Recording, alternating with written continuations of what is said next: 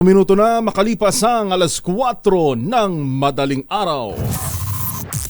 DZRH, magandang umaga Pilipinas sa DZRH Radio, DZRH TV at DZRH Online.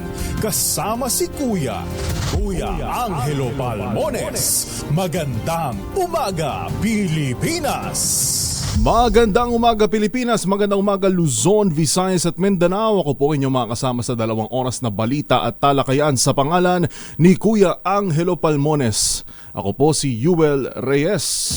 Magandang umaga Pilipinas.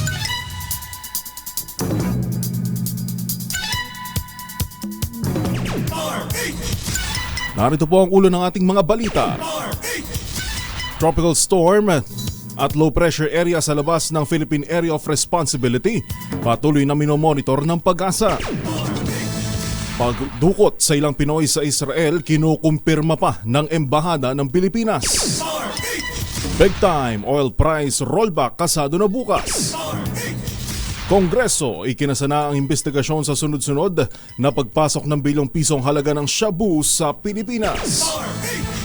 Mga atletang Pinoy na sumabak sa 19th Asian Games, bibigyan parangal ng kamera.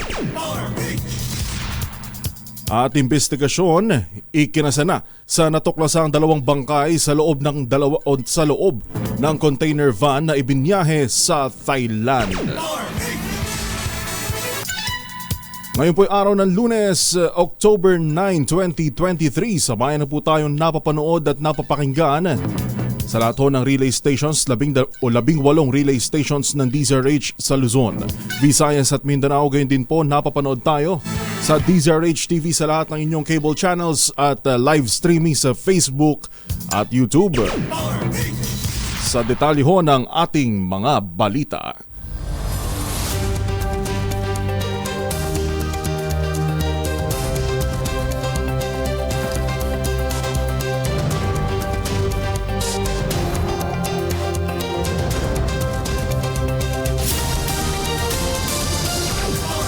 Pilipinas, isang tropical storm at low pressure area malapit sa Philippine Area of Responsibility ang binabantayan ng Pag-asa.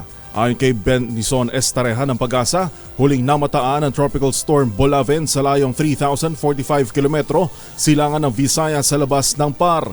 Ito ay may taglay na lakas ng hangin aabot sa 65 km per hour, malapit sa gitna at bugsong aabot din sa 80 km per hour. Samantala, huling namataan ng LPA sa layong 1,505 kilometers silangan ng Visayas at inaasahan itong papasok ng PAR bukas. Gayunpaman, sinabi ni Estareha na malapit o maliit ang tsansa ng LPA na ma-develop bilang isang bagyo sa susunod na 48 hours kahit pumasok pa ito sa bansa. Ang nasabing 2 weather disturbances kasama na ang southwest monsoon o habagat ang magdadala ng maulap na papawirin at kalat-kalat na pagulan sa malaking bahagi ng bansa. Asahan naman ang maulap na papawirin na may kalat-kalat na pagulan sa Metro Manila at mga kalapit lalawigan. Epekto naman po yan ng localized thunderstorms.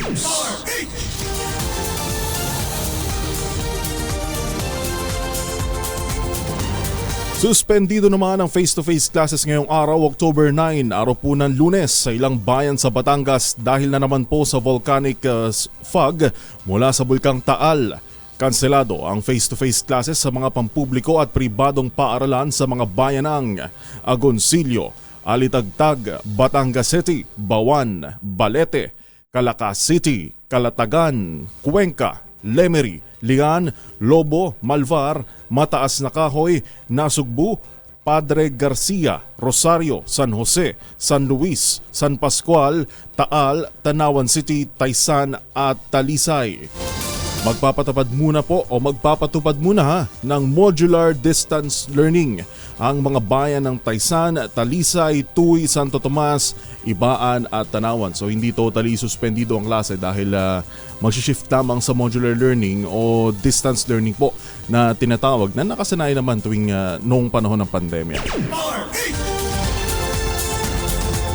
Samantala sa iba pang mga balita, biniberipika na ng Department of Foreign Affairs o DFA ang ulat na may mga Pilipinong dinukot at ginawang hostage sa giyera sa Israel. Ayon kay Department of Foreign Affairs spokesperson Maria Teresita Daza, nakatanggap ng unconfirmed reports ang Embahada ng Pilipinas sa Tel Aviv na may ilang Pinoy ang dinukot malapit sa Israeli border. Tiniyak naman ni DFA USEC o Undersecretary Eduardo de Vega na walang nasawi o sugatang Pilipino sa kaguluhan sa Israel. Nagdeklara ng state of war alert nitong Sabado ang Israel matapos silang paulanan ng rockets at sugurin ng Hamas Group mula sa Gaza Strip.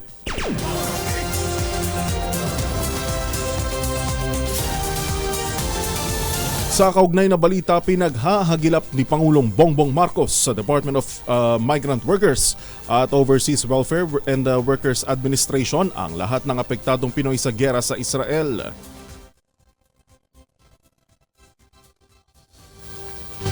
Ayon kay Presidential Communications Secretary Cheloy Garafil, patuloy na nakikipag-ugnayan ng Embahada ng Pilipinas at Migrant Workers Office sa Israel upang matiyak ang kaligtasan ng mga Pinoy. Nagbukas na ang DMW ng hotline at mga Viber at WhatsApp hotline numbers na tatanggap ng tawag at tanong mula sa OFWs at Pinoy community na nangangailangan ng tulong mula sa gobyerno. Halos 30,000 ang mga Pinoy sa Israel na karamihan ay kasambahay at caregiver at marami sa kanila ay nasa Tel Aviv. Sa kaugnay pa rin hong balita, isinara ang Embahada ng Pilipinas sa Israel kasunod ng pag-atake ng Hamas Group sa nasabing bansa. Inabisuhan ng Philippine Embassy ang publiko na sarado muna ang kanilang tanggapan simula kahapon dahil sa security situation sa lugar. Para sa mga emergency, ito po ang mga numerong ito sa mga nakikinig ho sa atin na nandyan ho sa Israel dahil tayo naman ho ay napapanood worldwide. Ay para ho sa mga emergency, pinapayuhan po ng Embahada na makipag-ugnayan sa numerong +972 544661188. Ulitin ko lamang ho 972 544661188. Samantala, pinag-iingat din nito ang mga Pinoy sa Israel at pinayuhang sumunod sa safety precautions sa gitna ng state of war sa pagitan ng Israel at Palestinian Islamist group na Hamas.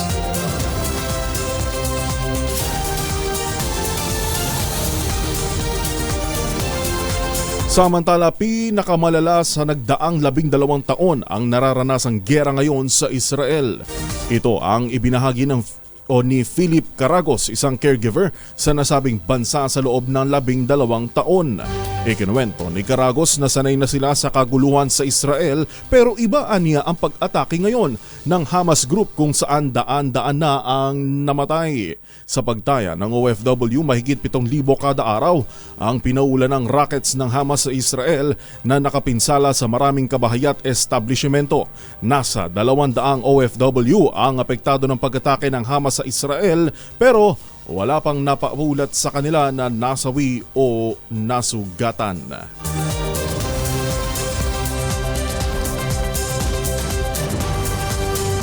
4:12 ang ating oras. Tiniyak ng Overseas Workers Welfare Administration o OWA na hindi pa babayaan ang mga Filipino sa Israel sa gitna ng nangyayaring kaguluhan sa naturang bansa.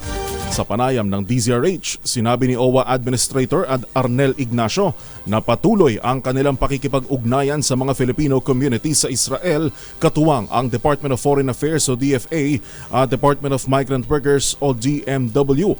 Ayon kay Ignacio, naka-standby ang OWA sa lahat ng oras para sa kakailanganing tulong ng mga OFW sa Israel sakaling lumala pa po ang sitwasyon. Iginit pa ng opisyal na may sapat na pondo ang pamahalaan na gagamitin sa paglikas sa mga Pinoy sa Israel.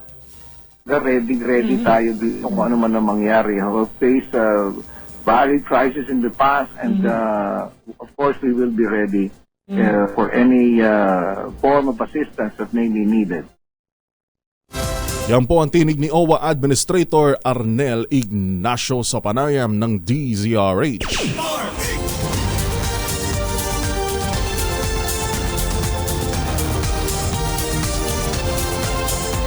Samantala dito naman ho tayo, no? Good news dahil magkakasunod na linggo na ho ngayon na may nakaambang big time oil price rollback. Bukas ang mga kumpanya po ng langis na maaring umabot ng higit 3 piso kada litro. Ayon kay Assistant Director Rodela Romero ng Department of Energy, maaaring umabot ng hanggang 3 pesos and 30 centavos ang bawas presyo sa gasolina hanggang 2 pesos and 60 centavos naman kada litro, ang diesel at 2 pesos and 80 centavos hanggang 3 pesos per liter sa kerosene.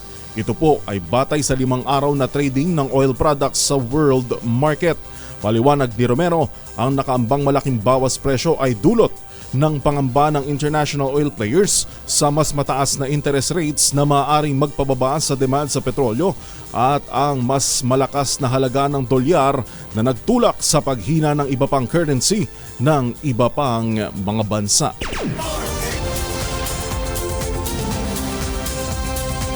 Magandang umaga ho, good morning sa mga may pasok pa ho ngayong Lunes. Abay gising na, bangon na, kape-kape na at magluto na para hindi tanghaliin. Alas 4:15 po ang ating oras sisimulan ngayong araw ng House Committee on Dangerous Drugs ang investigasyon sa sunod-sunod na pagpasok ng bilyong pisong halaga ng droga sa bansa. Inatasan ni House Speaker Martin Romualdez si Congressman Robert Ace Barbers, chairman ng nasabing komite, na alamin kung sino ang mga nasa likod ng pagpasok ng bilyong halaga ng shabu sa SBMA at MICP. Ang tinutukoy ni Romualdez ay ang 323 kilos ng shabu na nagkakahalaga ng 2.2 bilyong piso na nakasilid sa isang shipment ng beef jerky galing sa bansang Mexico na naharang ng mga tauhan ng Bureau of Customs, PIDEA at PNP sa Manila International Container Port o MICP noon pong October 4. Matatandaan na noong nakaraang buwan nasa 538 kilos ng shabu na nagkakahalaga ng 3.6 bilyong piso ang nasabat naman sa isang warehouse sa Mexico, Pampanga. Bukod pa rito, ang nasa 200 kilos ng shabu na nagkakahalaga ng 1.2 bilyong piso ang nadiskubre naman sa loob ng abandonado kotse sa Mabalacat, Pampanga. Ayon kay Romualdez, dapat pasalamatan ang mga otoridad na alisto at ginagawa talaga ang kanilang trabaho, pero dapat mahubaran ng maskara ang mga nasa likod ng mga ito kasama na ang kanilang protektor. Dagdag pa ng House Speaker, ang war on drugs ng Marcos administration ay nakafocus sa confiscation and seizure bago pa ito maibenta sa mga tao at hulihin ng mga big fish.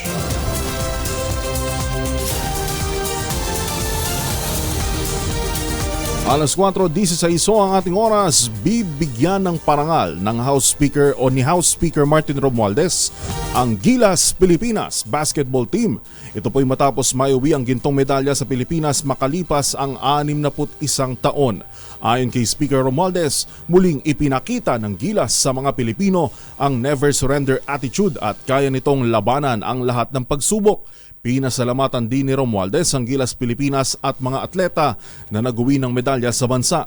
Kasama ang lahat ng miyembro ng Kongreso, bibigyan ng plaka ang bawat atleta at cash na may kabuuang halaga ng 10 milyong piso. Dagdag pa ng Speaker, hindi pa siya ipinapanganak ng huling magkampiyon ang Pilipinas sa Asian Basketball, kaya kailangan nating magdiwang.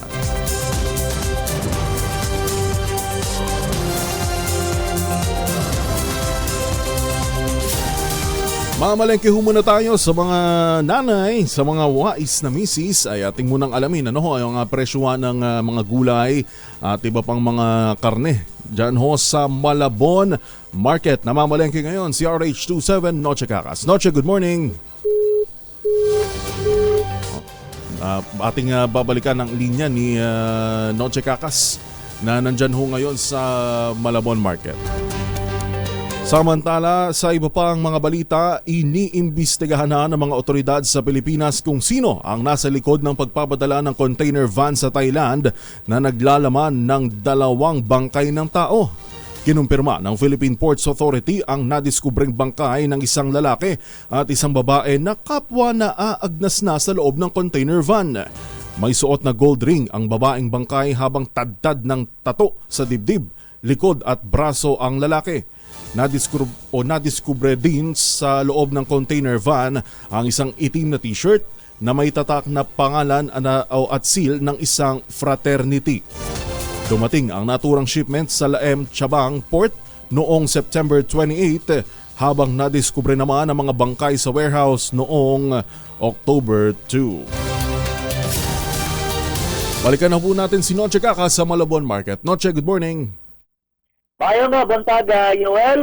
Narito na ang presyo ng mga pangunahing bilihin dito sa Malabon Central Market. Unahin ko yung pinakamahal na bigas dito, Yoel. Isa local rice, yung special 58 pesos ang kilo, habang ang pinakamurang bigas naman, Yoel, merong 41 pesos yung regular milled rice at meron ding 44 pesos sa regular milled rice.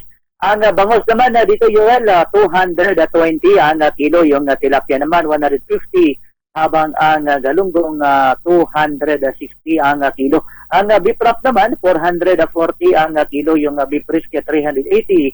Kasim, 330 ang kilo. Nako, yung liempo, tumaas na sa 400 ang kilo. Yung whole chicken, 175 ang kilo. Yung itlog, medium size, medyo tumaas na sa 8 pesos ang bawat isa. Ang palaya naman nakapako sa 100 ang kilo, yung sitaw 100, ang pechay native 80, kalabasa 60, ang talong 90, habang ang kamatis 130 ang kilo. Isama na rin natin yung carrots 150 ang kilo, yung habichuelas 100, ang white potato 180 ang kilo, pechay bagyo 150, ang sayote 70 pesos. Sibuyas sa pula, yung local 140 ang kilo. Yung white onion imported naman 130, garlic 140, habang yung garlic na native, ano nangyari? Tumaas 500 ang kilo. Yung luya naman local 170, habang ang siling labuyo hindi na talaga bumababa, nakapako na lang sa 400 ang kilo. Kalamansi 80, lakatan 90, latundan 70, papaya solo 60 pesos. Ang mangga tumaas na sa 250 ang kilo. Ang sugar white naman para sa magkakape ngayong umaga, 93 pesos ang kilo. Yung sugar was 85, habang yung sugar brown 88 pesos. Palm oil 1 liter 85 pesos, habang yung coconut oil 350 ml 33 pesos. Sama ko na rin yung coconut oil na 1 liter, 90 pesos. So, yun ang presyo ng mga tunay bilihin ngayong Monday morning dito sa Malabon Central Market. Mula sa kanunan sa Pilipinas, DCRH, ako sunod tuloy sa pagbabalita, tuloy-tuloy sa serbisyo. Sama-sama tayo, Pilipino. Maraming salamat, RH27 Noche Kakas.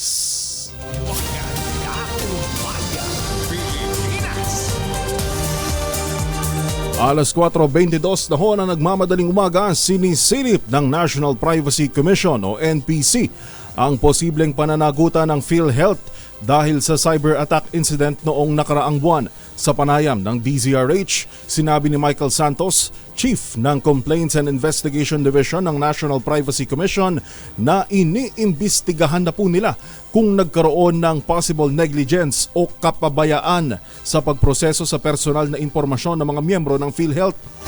Ayon kay Santos, ang isasampang kaso ay nakadepende kung sinong opisyal ang nagpabaya sa kanyang trabaho. Binanggit din ng opisyal na sisiyasatin din nila kung mayroong possible negligence sa proseso ng personal na impormasyon at kung itinago sa publiko ang insidente ng Medusa ransomware attack. Ayon sa batas, ang posible na pwede nilang kaharapin, no? Unang-una merong administrative yan kasi yung na-violate nila yun. Kung titingnan natin kung sapat ba at wasto yung security measures nila.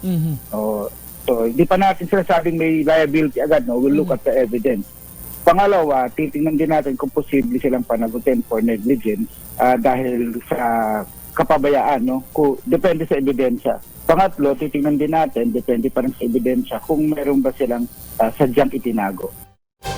Yan po ang tinig ni Michael Santos, Hepe ng Complaints and Investigation Division ng National Privacy Commission.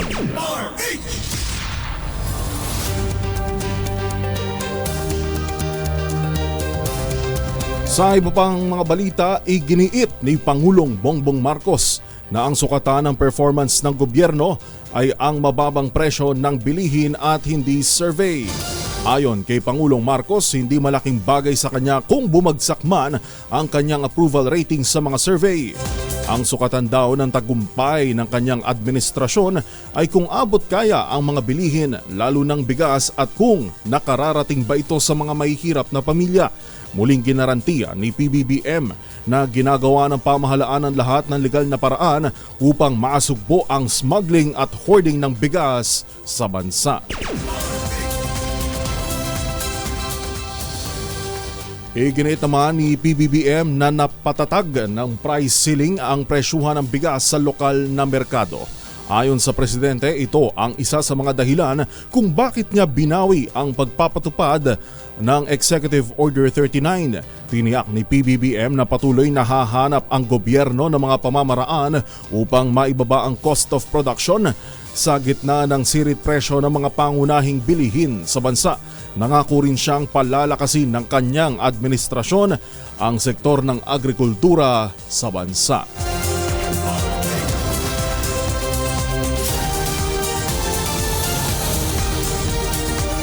Alas 4:25 na ho na nagmamadaling umaga. Good morning, good morning. Watching from Malabon, nakatutok si Rosalie Waniwar. Ngayon din maaga nakatutok sa ating balitaan si Zohan Floren Condia. Good morning ho sa inyo.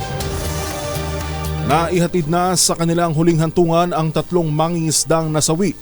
Ito po yung nasalpok ng dayuhang barko o foreign vessel dyan ho malapit sa Baho de Masinloc. Patuloy naman sumisigaw ng hustisya ang pamilya ng kapitan ng bangkang si Dexter Londencia o 40 anyos at crew na sina Romeo Mexico, 38 anyos at Benedict Ulandria, 62 anyos. Nakiusap din ang pamilya at survivors ng mabilis na pag-usad ng investigasyon at agarang pagpapanagot sa mga nasa likod ng trahedya. Iniimbestigahan na ng PCG kung sinadya ng foreign commercial vessel ang pagbangka sa mga mangingisda.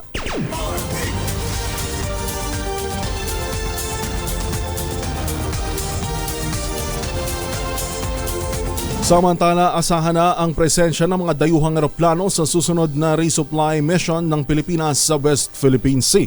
Sinabi ito ni AFP spokesperson Medel Aguilar matapos maispatan sa pinakahuling resupply mission sa Ayungin Shoal ang isang eroplano mula sa hindi pa tukoy na bansa.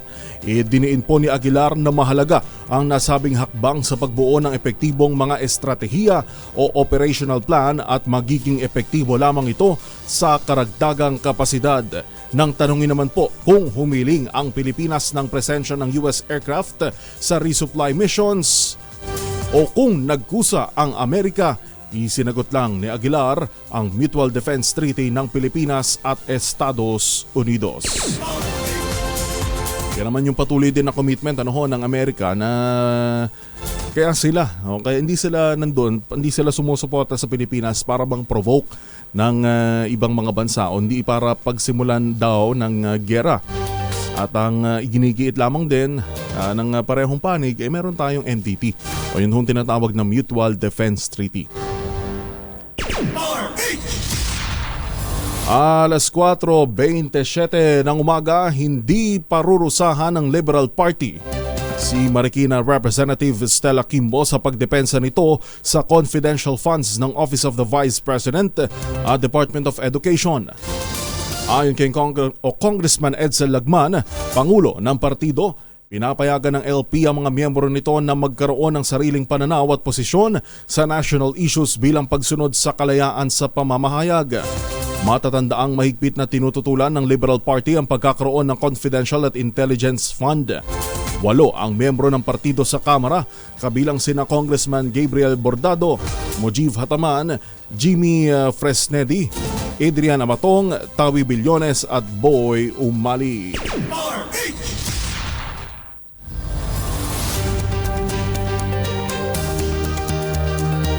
Pero hindi naman kasi talaga dapat yung yung essence ng partido. Dapat na nagkakaroon sila ng iisang stand sa issue kasi sama-sama sila sa iisang party pero kung watak-watak sa iisang partido ba't pa nagpartido kung magiging partisan lang din naman pala o magkakaroon ng iba't ibang mga opinyon. Pero anyways, maganda ho yun na merong sariling discernment at hindi dinidiktahan yung kanilang mga miyembro o mga kapwa kongresista. Oras ho natin, 1 minuto na lang bago mag alas 4:30.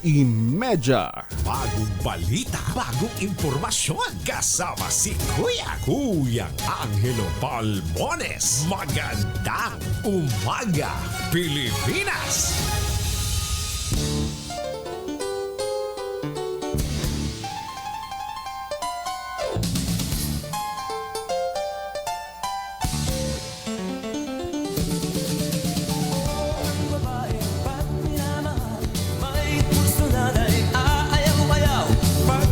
Good morning, gising na, bangon na Pilipinas. Alas 4:30 na ho ang ating oras. Oy, sa lahat ho ng mga may pasok pa, baka kailangan yung bumiyahe dito sa Metro Manila.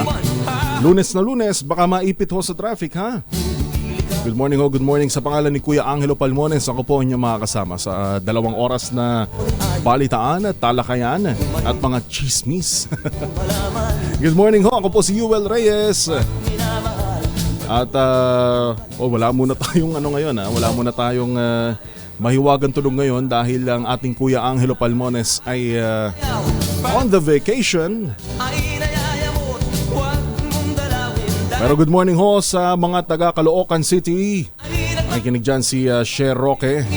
Good morning din mula sa Tarlac, sa San Sebastian Village, si Leonardo Hirang. Good morning din kay Marilu de Guzman. At sa buong bumabate kay Kuya Angelo at sa buong DZRH, si Leonard Habungan na nanonood dyan sa Tugigaraw City. Kaya din kay Nestor Karandang na nandyan naman sa Las Vegas.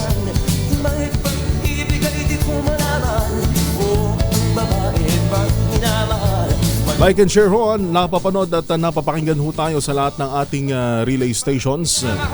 Ganyan po sa DZRH News Facebook page at DZRH News Television YouTube channel. Alas 4:31 na ho ng nagmamadaling umaga. Uy, at marami tayong binabantay mga balita ngayon. At partikular dyan yung nangyayari ngayon. Sitwasyon ng ating mga kababayan dyan ho sa Israel. Nilusob daw ho ng mga sinasabi nila na terorista o yung Islamist group.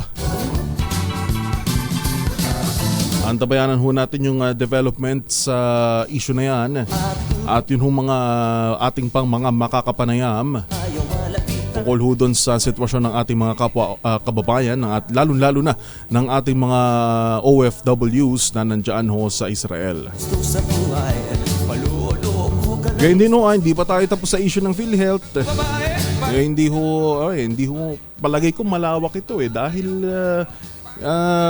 bagaman iginigiit nila na walang nakompromiso na datos ng kanilang mga miyembro, may sinabi rin naman sila na ino-notify yung kanilang miyembro na posibleng nakompromiso yung datos. Dapat matutunan din ho natin itong mga kababayan gaano ba kahalaga itong datos na pinag-uusapan. Baka may mga nagsasabi, pangalan ko lang naman yan. O picture ko lang naman yan. O 1 by 1 ko lang naman yan. O copy lang naman ng ID ko o government ID. Yung possibly nananakaw. Magagamit ho yan sa scam. Kapag kahit sino mga tao, basta lalo na ngayon na puro online. At yung taong yun ay merong ID mo, merong picture mo, at merong iba pang datos tungkol sa'yo. Napakadali hong gumawa ng online account ngayon at makapanloko. Bantayan ho natin yung issue na yan, mga kababayan. Mumabati naman ng good morning mula sa Springtime County. Wow, dyan sa Binyan, Laguna, si Joy Reyes Detras. Good morning ho, good morning. Alas 4:33 na ho ng nagmamadaling umaga, babalikan ho natin ang iba pang mga balita at mga reports sa probinsya. Magandang umaga, Pilipinas!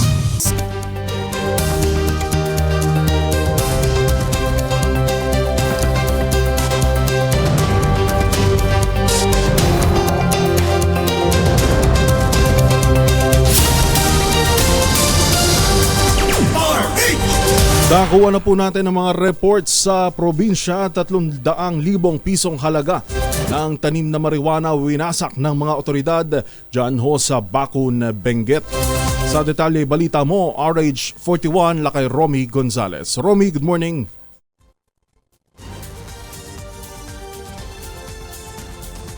Sinunog ng mga otoridad ang 300,000 pisong halaga ng tanim na marijuana sa ikinasang marijuana eradication operation sa sitio Botbot Kayapa, Bakun, Benguet kahapon.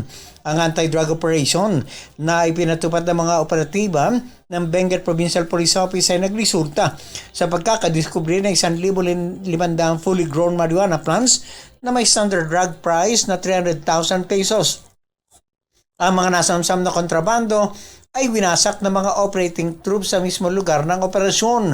Wala namang nahuling cultivator ang mga operating troops. Muling nagpaalala ang kapulisan sa mga drug personalities na itigil na ang pagtatanim, pagpuslit at pag-angkat ng marijuana dahil hindi sila lulubayan hanggat hindi sila nalilipol.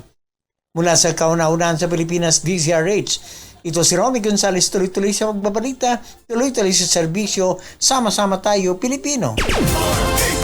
Maraming salamat Romy Gonzales. Samantala, lasing na rider patay naman matapos na bumangga sa pader ang kasat-sugatan sa Tanawan City.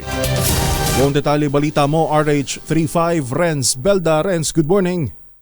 Patay isang motorcycle rider habang sugatan naman ang angkas nito. Makaraang bumangga ang kanyang sasakyan sa sementadong pader sa lungsod ng Tanawan. Ayon sa ulat ng Tanawan City Police Station, minamaneho ng biktima si Jesse Cañete ang kanyang motorsiklo kasamang angkas na si Kian Mercado sa barangay Natatas pasado alas 12 ng madaling araw. Biglang nawala ng kontrol si Cañete sa pagmamaneho at kasunod ito'y bumangga siya sa isang konkretong pader sa gilid ng kalsada. Parehong nagtamo ng matinding sugat ang mga biktima at isinugod sa Laurel District Hospital. Pero idineklarang death on arrival si Cañete. Ayon sa investigador, nasa impluensya ng alak ang dalawang rider na mangyaring aksidente. Sa ngayon patuloy na nagsasagawa ng investigasyon ng mga otoridad kaugnay sa nangyaring aksidente. Para sa kauna sa Pilipinas, DCRH ito, si RH35 Renz Belda. Tuloy-tuloy sa pagbabalita, tuloy-tuloy sa serbisyo, sama-sama tayo Pilipino. Maraming salamat Renz Belda. Driver naman ng truck patay matapos na makuryente dyan ho sa lungsod ng Bacolod. Si RH46 Rex Cantong sa detalye. Rex, good morning. Patay ang isang driver ng isang Isuzu truck matapos na kuryente sa Zone 4, Purok Abada Sky, Barangay Vista Alegre, lungsod ng Bacolod. Ang biktima kinilala na si Charlie Salmurin, 36 anyos, residente ng Barangay Sagang, Bayan ng La Castillana, Negros Occidental. Ayon kay Police Staff Sergeant Elmer Talatala, investigator on case ng Police Station 7 ng Bacolod City Police Office mula sa Barangay Vista Alegre, si Salmurin matapos dahil sa pagkarga ng tubo at patungo na sana sa Miling Central nang mangyari ang aksidente. Dagdag pa ni Talatala, mataas ang karga ng mga tubo ni Salmurin nang nakuryente kung saan umakyat pa ito sa taas ng kanyang truck matapos mayroong live wire sa lugar. Mula sa Aksono Radyo Bacolod, dito sa Rex Cantong, tuloy-tuloy sa pagbabalita, tuloy-tuloy sa serbisyo, sama-sama tayo Pilipino. Maraming salamat RH46 Rex Cantong. Good morning ho, good morning sa mga nakatutok na sa ating ngayong umaga. Ang almusal ho ay maiinit at mga nagbabagang balita dyan ho kay dyan sa Dasmariñas, Cavite, nakatutok si Rica Rose Lobrigo. Ngayon din sa Gigmoto, Catanduanes naman, nakatutok si Eden Tatad. And good morning ho, good morning sa inyo dyan sa Catanduanes. Watching naman mula sa Chicago, USA ba to? Si Tino Magsino. and then kay Aldi Idorot na maaga nakatutok sa ating mga mainit na balita. Of course, dito rin ho sa atin sa YouTube channel na DZRH News Television. Ay maraming umaasa na makikita nila si Kuya Angelo Palmones dyan ho sa Las Vegas sa LV yan ho sa Amerika. Dahil ating Kuya Angelo Palmones so ay antabayanan nyo na lang kung saan nag-iikot ang ating Kuya Angelo Palmones na parang malakas promo ba ito na mamimigay din ng 1,000 pero $1,000 gano'n ba? Ay, good morning ho Evan lang, Ador Cortez na nakatutok dyan sa Kalumpit, Bulacan. Ayun. Evan lang, good morning. Raimundo Vasquez na nanonood dyan po sa Tugigaraw City, Cagayan.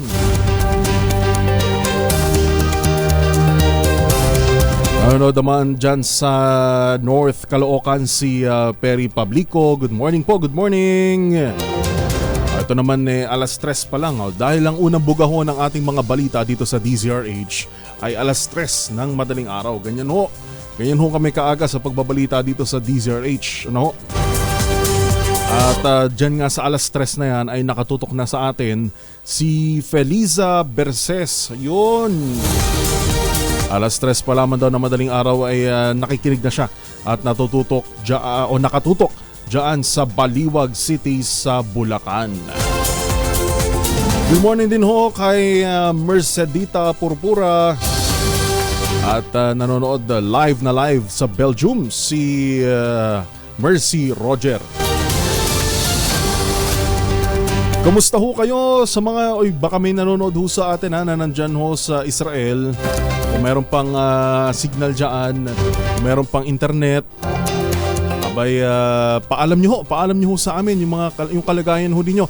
Yan ho yung pinakamahalaga ngayon na malaman ho ng inyong mga kamag-anak. Kung hindi pa ho ninyo makontak sila ay maipaalam ninyo ho na kayo ho ay ligtas dyan. At yung ilan po ninyo siguro yung para naman doon sa mga kapwa natin, mga kasama nating OFW dyan na meron pang mga kasama na Pinoy din na hindi naman makontak yung mga kanilang kamag-anak dito sa Pilipinas, mabuti ho na maipaalam na nasa ligtas silang kalagayan. Gamitin ho natin yung medium na ito. Kami ho sa DZRH ay all times willing ho tumulong sa ating mga kababayan. Public service ho. Yan ho ang panata ng DZRH magmula ho noon hanggang ngayon. Alas 4:42 na ating oras. Inarang naman ng Bureau of Immigration o BI sa Ninoy Aquino International Airport ang 3 Pinoy na hinihinalang biktima po ng human trafficking. Ang mga babae kung ito ay nasa edad 31, 46 at 52. Ang mga biktima na nagpakilalang magkakaibigan at magbabakasyon lamang umano sa Singapore. Inconsistent o pabago-bago ang pahayag ng 3 at hinihinalang tampered ang pasaporte kaya sinalang sila sa karagdagang pag-usisa ng Immigration Protection and Border Enforcement Division.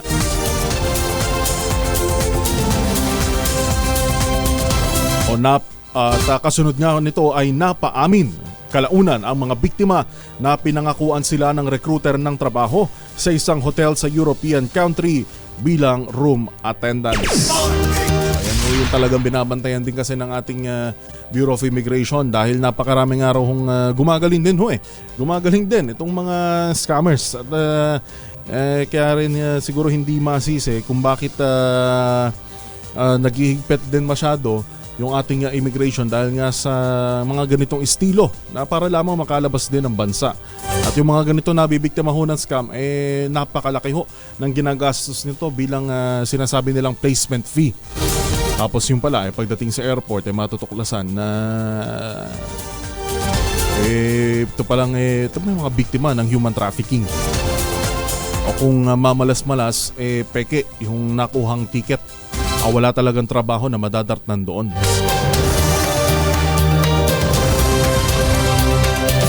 Labas po muna tayo ng ating himpilan. lalaki na nagtago sa batas ng halos 12 taon.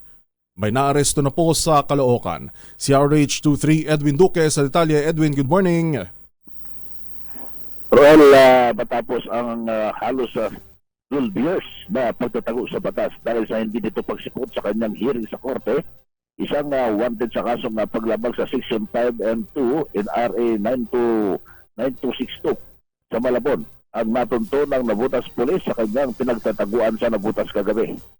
Base sa bitbit na warrant of arrest ng arresting team kagabi ng isang Gelasio Escalada, ang suspect na nagtago sa number 27 Calatuchi Street sa Milbel Barangay Tansatusa, Nabutas City. Ayon dito kay Police Colonel Ronnie Cortez, pasusi mo nung sinilalim sa pagmamanman ng kanyang mga tauhan sa Substation 1 sa Tansa ang suspect.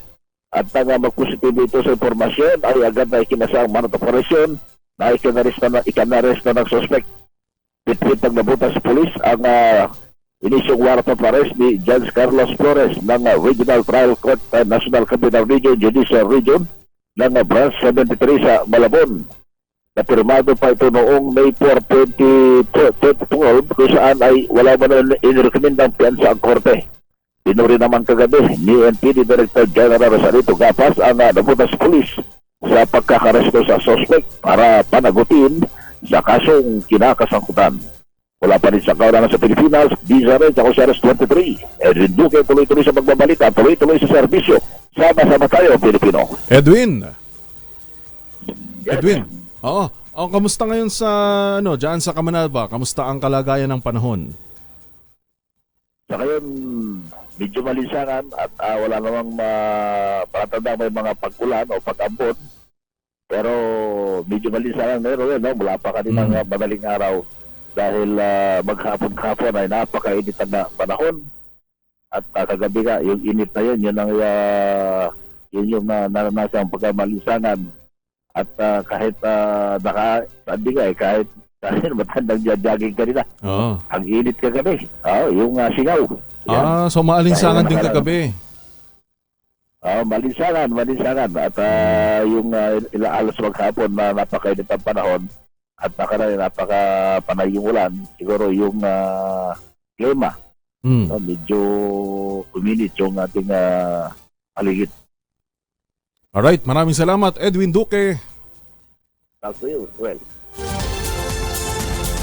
Yan si RH23 Edwin Duque mula na nag-uulat live dyan sa area ng Kamanava. Atin aalamin mamayang alas 5 o 5 a.m. onwards yung mga magiging kalagayan ng ating panahon sa buong araw. Tayo ba ay uulanin? Tayo ba ay ano bang mga binabantayan nating LPA ngayong linggong ito? At ilan yung aasahan nating bagyo dahil makabahaba pa ho itong Oktubre. At ngayong October din malapit na yung Barangay at Sangguniang Kabataan Elections. Antabayanan nyo ho ang pinaghahandaang special coverage ng DZRH at masugid na pagbabantay ng ating mga RH reporters sa Luzon, Visayas at Mindanao.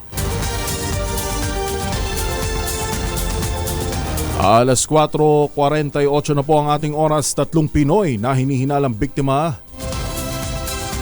O sa iba pang balita, pumalo na sa mahigit 33.7 milyon ang dumagsang domestic at international passengers sa bansa sa unang 9 na buwan ng taon. Ayon sa Department of Transportation, naungusan nito ang 30.9 milyong pasaherong na itala mula Enero hanggang Setyembre ng nagdaang taon. Tumaas ang passenger volume ng 9% kumpara sa naitala noong 2022. Nanatili rin umanong malakas sa 206,000 ang domestic at international flight movement mula Enero hanggang Setyembre, mataas ng 3% kumpara sa parehong period o kaparehong panahon noong isang taon. Mag-live-in partner naman na kumpiskahan ng droga at baril sa buy-bust operation sa Orion, Bataan. Magkano yung halaga ng droga na nakumpiska sa kanila? RH37 Danny Gumilang. Danny, good morning.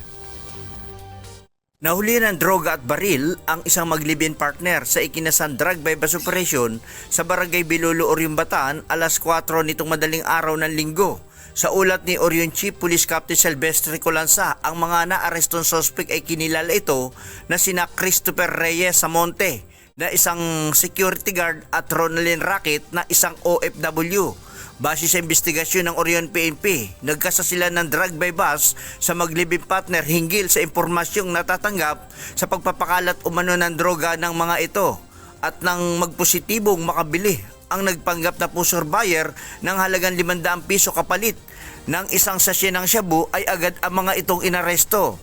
Kinapkapan ang dalawa at nakumpiska pa sa kanilang pag-iingat ang isa pang sachet ng shabu at isang caliber 45 na baril na nakargado ng 3 buhay na bala na nakalagay ito sa bags. Si Christopher inamin nito na kalalaya lamang din itong buwan ng February sa pamamagitan ng probisyon sa kasong illegal na droga, samantalang si Ronaldin ay dati na ring nakulong sa kasong droga at nang lumaya ay nakapag-abroad pa ng 2 beses bilang isang OFW at ngayon ay muling naaresto sa illegal na droga. Dinala ang mga naaresto sa Orion PNP Station para sa kasong isasampang paglabag sa RA 9165 Comprehensive Dangerous Drug Act at RA 10591 Omnibus Election Code Gun Ban. Mula sa kauna-unahan sa Pilipinas, DCRH, ito si Danny Kumilang. Tuloy-tuloy sa pagbabalita, tuloy-tuloy sa serbisyo. Sama-sama tayo, Pilipino! Maraming salamat, Danny Kumilang. 10 minuto na lamang ho bago mag-alas 5 ng nagmamadaling umaga. Sumama si Special Envoy to China Ambassador Teodoro Locsin Jr. o Teddy Boy sa pinakahuling resupply mission ng Pilipinas sa Ayungin Shoal. Ayon kay Foreign Affairs spokesperson Teresita Daza, layo nitong makakuha si Locsin ng mga first-hand information sa sitwasyon sa West Philippine Sea. Kumpiyansa si Daza na sa pamamagitan nito ay epektibong maipaparating ni Locsin ang mga concern ng bansa sa China. Magugunitang hinarang ulit ng China Coast Guard o CCG ang Chinese Maritime Militia Vessels ang resupply mission ng bansa sa Ayungin noong October 4 at kamuntikan pa nitong mabangga ang barko ng Pilipinas. At kung saan ang update nga dyan ay asahan ng araw yung pagsama rin ng iba pang foreign vessel doon ho sa isasagawang resupply mission ng ating tropa o ng Philippine Coast Guard dyan ho sa BRP Sierra Madre na atin hong istasyon dyan sa Ayungin Shoal.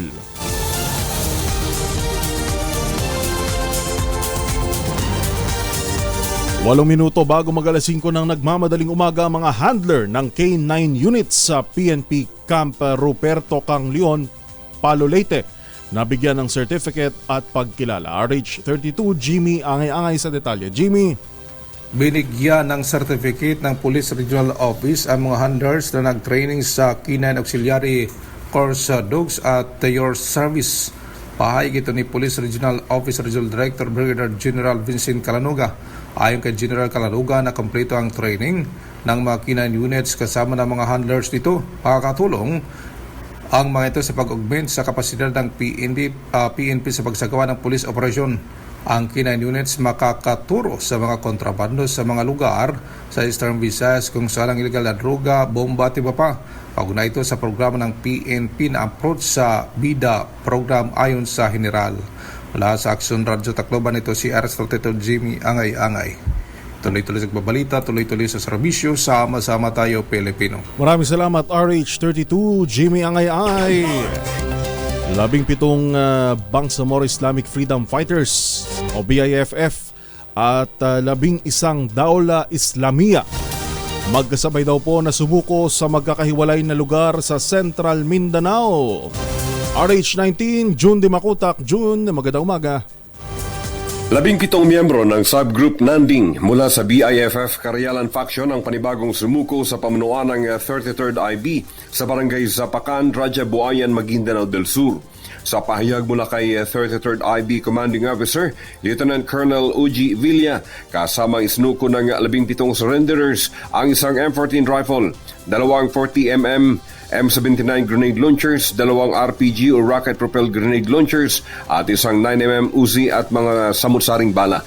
Samantala, 11 miyembro naman ng Tawla Islamiyah Magid Group ang sumuko rin sa pamunuan ng 1st Mechanized Brigade sa Camp Leono, Kalandagan, Tacurong City, Sultan Kudarat Province. Ang pagsuko ng mga dating tinaguriang violent extremists ay tinuturing na tagumpay sa pag-abot ng kapayapaan na walang buhay ang nasayang dito sa Central Mindanao.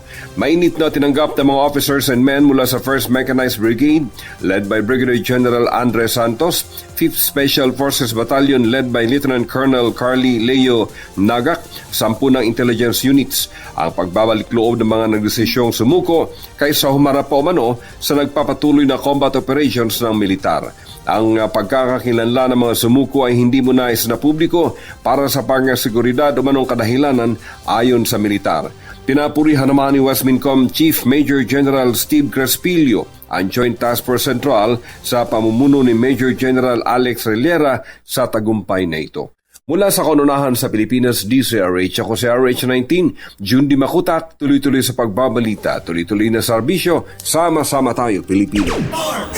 Maraming salamat RH19, June Di Makutak. Sa iba pa nating mga balita sa probinsya. Mahigpit naman daw po mahigpit na seguridad. Ipinatutupad naman ng Civil Aviation Authority of the Philippines o CAAP sa Bicol International Airport dahil sa insidente ng bomb joke at armed encounters sa Albay. Ray Boton sa detalye. Ray, good morning. Nagpapatupad ngayon ng mas mahigpit na seguridad sa loob at labas ng Bicol International Airport sa bayan ng Daraga sa lalawigan ng Albay. Ito'y dahil sa nangyaring magkasunod na insidente ng bomb joke at armed encounter ng mga otoridad at 2 miyembro ng komunistang grupo malapit naman sa nasabing paliparan. Ayon sa CAAP Bicol, ay mahigpit na inspeksyon ang kanilang gagawin sa lahat ng mga klase ng sasakyan na papasok sa BIA.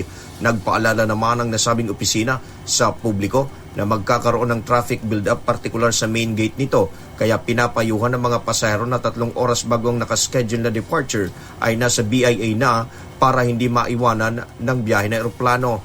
Ang akbang umanong ito ay para masiguro ang kaligtasan ng mga pasahero. Mula sa kauna-unang radyo sa Pilipinas, DZRH, ito si Ray Boton Jr. Tuloy-tuloy sa pagbabalita, tuloy-tuloy sa serbisyo, sama-sama tayo, Pilipino. Maraming salamat, Ray Boton Jr. Isa namang motorsiklo abay sumalpok sa concrete barrier ng isang tulay. Ay nako, yun lang driver tumilapon. Anong nangyari sa kanya? RH38, Freddy Fajardo. Freddy. Dead on arrival sa paggamutan ng isang mekaniko ng motorsiklo ng aksidenteng bumangga ang minamanuhan niyang motorsiklo sa railings ng tulay sa bayan ng Bugalyon.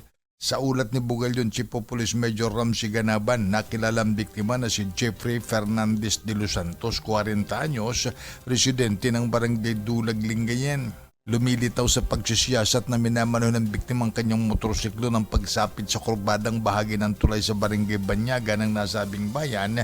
Nawalan ito ng kontrol sa manubela ng kanyang motorsiklo at sumalpok ito sa concrete barriers. Sa lakas ng pagkasalpok ito milapon at nahulog sa ilalim ng tulay ang biktima na nagtamo ito ng matinding pinsala sa iba't ibang bahagi ng katawan na naitakbo pa sa Lingayen District Hospital, subalit hindi na ito umabot ng buhay. Mula sa Aksyon Radyo Pangasinan, ito si Freddy Fajardo, RH38, tuloy-tuloy sa pagbabalita at tuloy-tuloy sa serbisyo, sama-sama tayo, Pilipino. Maraming salamat, Freddy Fajardo. Nako, talagang ingat-ingat ho, lalo na sa mga nabiyahe ng ganitong kaaga. Ngayong madaling araw, hindi natin masabi dahil kung tayo nga hindi tayo nakainom, haba tayo ay nagmamaneho, tayo ay maingat, meron tayong iba mga nasa kapwa motorista din na hindi naman maingat sa kalsada, kaya talagang doble ingat ho at laging magpa-practice ng defensive driving na tinatawag. Yun ho. Samantala sa iba pang mga balita, sisimulan ngayong araw ng House Committee on Dangerous Drugs ang investigasyon sa sunod-sunod na pagpasok ng bilyong pisong halaga ng droga sa bansa. Inatasan ni House Speaker Martin Romualdez si Congressman Robert Ace Barbers, chairman ng nasabing komite, na alamin kung sino ang mga nasa likod ng pagpasok ng bilyong-bilyong halaga ng shabu sa SBMA at MICP. Ayon kay Romualdez, dapat pasalamatan ng mga otoridad na alisto at ginagawa talaga ang kanilang trabaho, pero dapat mahubaran naman ang maskara ang mga nasa likod ng mga ito o ng mga naturang shipment, kabilang ho siyempre yung kanilang mga protektor. Dagdag pa ng House Speaker, ang war on drugs ng Marcos administration ay nakafocus sa confiscation and seizure bago pa ito may benta sa mga tao at hulihin ng ang mga big fish. At isang minuto na lamang ho bago mag-alas 5 na nagmamadaling umaga, Derek Ramsey at Ellen Adarna abay wala na raw mahihiling sa saya ng kanilang pamilya. Ayun, ang chikay balita mo, Tita Morley Alinio. Tita Morley, good morning. Gising na ang showbiz, rampa na Pilipinas, isang masayang larawan ng pamilya. Sina Derek Ramsey, Ellen Adarna, Austin at si Baby Ili. Uy, Kuya Angel, bukod sa hinahatid sundo pala ni Derek Ramsey si Baby Ili, ay ang aktor pa rin pala ang tumutulong para magkaroon ng mga projects. Ayan, gumawa ng mga projects, turuan si Baby Ili, magkasama sila ni Ellen Adarna. Hindi lang yan, si Baby Ili pa rin ang stress reliever ni Derek Ramsey dahil madalas niya itong alagaan. Kung titignan mo, parang tunay na mag-ama si Baby Ili at Derek Ramsey. At ito ang isa sa pinagpapasalamat ni Derek dahil close sa kanya ang anak ni John Lloyd Cruz at Ellen Adarna. Yan ang ating DZRH Showbiz Status News.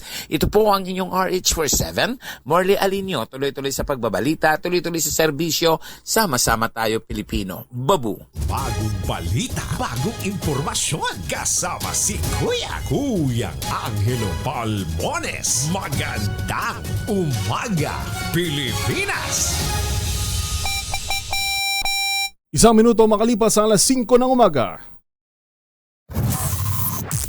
DZRH, magandang umaga Pilipinas, sa DZRH Radio, DZRH TV at DZRH Online.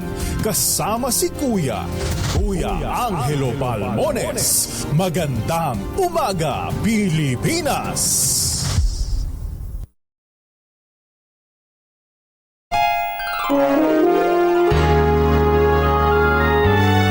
Kauna-unahan sa Pilipinas.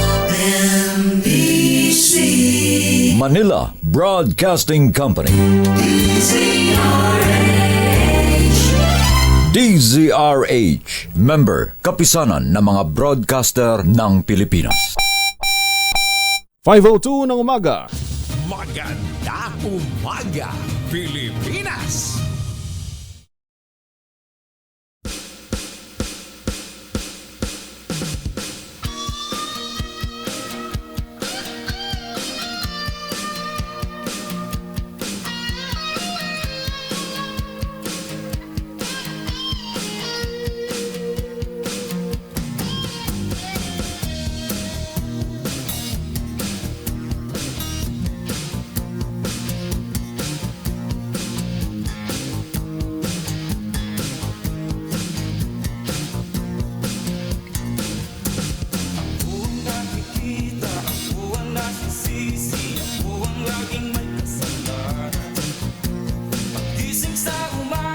Ay, good morning ho, good morning.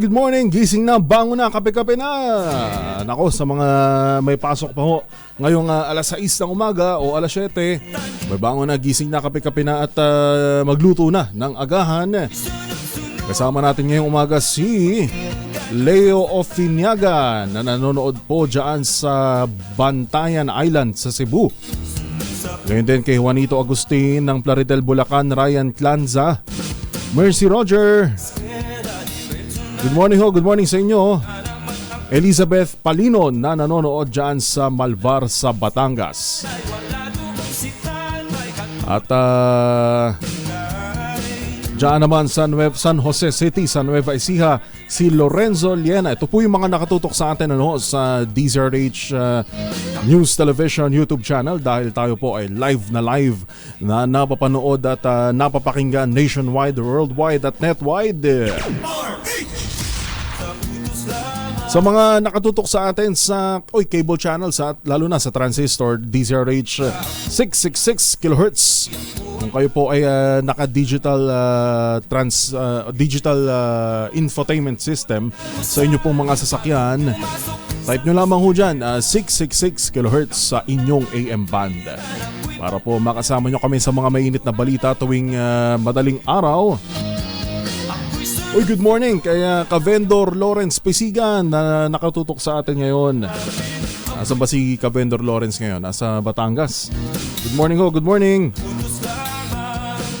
Nanonood din sa atin si mula sa South Carolina. Talagang sabi sa inyo, worldwide tayo. Na nakatutok din sa atin si Evelyn Conferido. Good morning ho. At gayon din kay Ems Ababaw na nakatutok dyan naman sa Palawan. Uy, nakakamiss sa Palawan. Talagang kahapon nga ay nagkakwentuhan kami ng mga kaibigan natin dyan. Ang nakakamiss sa Palawan talaga, yung tahong. Oo, masarap yung tahong. Masarap talaga yung tahong sa Palawan. Manamis-namis, hindi katulad dito sa atin sa Metro Manila, maalat-alat masyado yung tahong no? Oy, good morning ho, alas 5 na ho na nagmamadaling umaga, nanonood sa Antipolo City. Si Alfredo Cobilla. And then sa Pandibulacan si Anita Inoferio. Yung tahong, yung totoong tahong, yung mussels, yung inaani, yun, oo. Yung kasi yung masarap na ihalo sa seafood pasta. Oo. Good morning ho, good morning. Nanonood dyan sa Abra si Ernie Martinez. Good morning ho sa inyo. At ilan saglit lamang ay makakasama na natin ng DOST Pag-asa ating alamin ang kalagayan ng panahon. Magandang umaga, Pilipinas! Inoong Obed Badrina ng DOST Pag-asa. Sir Obed, good morning. Magandang umaga po, magandang umaga sa lahat ng mga tagapakinig natin dito sa DZRH. Sa kasalukuyan ho, minomonitor natin yung low pressure area sa labas ng Philippine Air Responsibility dahil sa ngayon yung trough nito nakaka-apekto dito sa may Central and Eastern Visayas, gayon din sa Mindanao. Kaya ngayong araw medyo maulap yung kalangitan na mas malaki yung chance ng mga pag-ulan sa bahagi ng Mindanao at malaking bahagi din ho ng Kabisayaan. Habang dito sa Kamaynilaan at sa nalalabing bahagi ng Luzon at ng Visayas ay medyo mainit na umaga pa rin ang mararanasan pero mamayang hapon malaki pa rin yung tsansa ng mga isolated o pulong-pulong pag-ulan, pagkilat, pagkulog. Posible ho yung low pressure area na nasa mahigit 1,400 kilometers silangan ng Eastern Visayas. Maaari itong pumasok ng Philippine Area of Responsibility in the next 24 to 48 hours. Bagamat sa ngayon ho, medyo malit pa yung chance na maging bagyo at least in the next 24 to 48 hours din ho. No? So, patuloy pa rin natin itong i-monitor itong low pressure area na ating kasalukuyan na binabantayan. At yan ang lagay ng ating panahon mula sa Pag-asa Weather Forecasting Center, Obet Badrina. Magandang umaga po. Sir Obet. Yes, sir. Opo, bali ilan po yung LPA na kasalukuyan natin binabantayan ngayon sa loob at labas ng PAR? Sa loob po, wala po tayong binabantayan, yung nasa labas lang. So, bali isa lang po. Opo, gano'ng kalaki po o gano'ng kaliit naman yung chance na posible ito maging bagyo para lamang din po sa maigit natin o sa ating mga kababayan na nag-aalala? At least for the next 24 hours, maliit pa yung chance. Pero after po nun, muli po tayo magbibigay ng update. Alright. Sir Obet Badrina, maraming salamat po. Maraming salamat po. Bagong balita, bagong impormasyon, kasama si Kuyang Angelo Palmones. Magandang umaga, Pilipinas!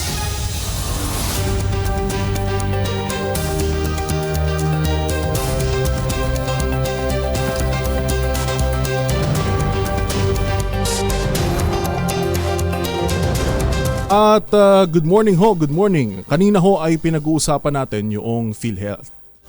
Yung possible data breach yung mga nakompromisong datos. At ngayon nga ho, ang latest update ho dyan, ang development ho sa kaso ay iimbestigahan na ng National Privacy Commission ang possible o posibleng pananagutan ng Philippine Health Insurance Corporation doon ho sa nangyaring data breach. Possible sisilipin kung sila ay may kapabayaan sa nangyari. Ngayon po ay kasama na natin ang dating Pangulo po ng Integrated Bar of the Philippines na si Attorney Egon Cayosa. Sir, magandang umaga po. Maraming salamat po sa pagising na maaga. Good morning at magandang umaga sa nakikinig sa inyong program. Apo, Attorney Egon, live po tayo sa DZRH with Yuel Reyes. Sir, siguro unahin ko na. Ano po ba ang in general, paano po tayo nakakatiyak dapat o paano po dapat tinitiyak ng Data Privacy Act of 2012 kung di ako nagkakamali, yun hong ating mga datos na ibinibigay ho sa pamahalaan? Data Privacy Act po kasi required ang sinuman na mag-store o mag-process ng personal information o sensitive information ng sinuman na mag-institute ng reasonable at best practices precautions para hindi ito ma-access ng sinuman na walang pahintulot at magamit sa ibang bagay. So it is a legal duty of any processor or collector of personal information na i-secure sana ito. Opo, kasi yan din yung pagka meron tayong mga, tama di ba attorney, kapag meron po tayong fini-fill out na government forms o kahit anong mga forms, ay lagi tayong may kasunod na pinipirmahan na Data Privacy Act. Tama, no? Kasi required yan sa batas eh. Hindi ka pwedeng kumulekta o process ng personal information na hindi alam o walang particular consent, intelligent consent, yung pinagkunan mo. Kaya dun sa mga form, linalagay talaga nila yon. So maganda rin sa mamamayan na basahin mga yon.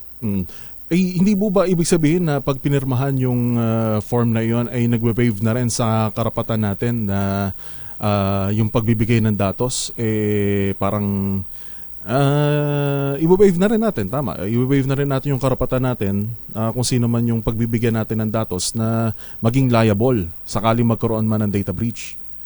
Hindi ho naman. Kasi yung obligasyon ng sino man sa batas, including the Data Privacy Act, if it's a legal obligation, you cannot waive it ng basta-basta. Kinakailangan very particularized. Kung babasahin natin karamihan ng mga form, sinasabi lang na pinapahintulot natin na kunin yung kasi nga kailangan para mag-apply o mag-process yung mga papeles mo. Pero wala naman nakalagay doon na pwede itong mawala o kaya maibigay o kunin ng ibang mga tao. Even if we fill up those forms and we are aware of magagamitan, hindi ko naman ibig sabihin na wini-waive na natin lahat ang ating mga karapatan sa privacy, sa konstitusyon at yung mga provision ng Data Privacy Act. Opo, attorney, doon po ba sa Data Privacy Act ay merong nakalagay kung paano dapat pangangalagaan ng bawat government agencies or private institutions yung mga datos na nakokolekta sa kanilang mga miyembro? Opo, meron ho.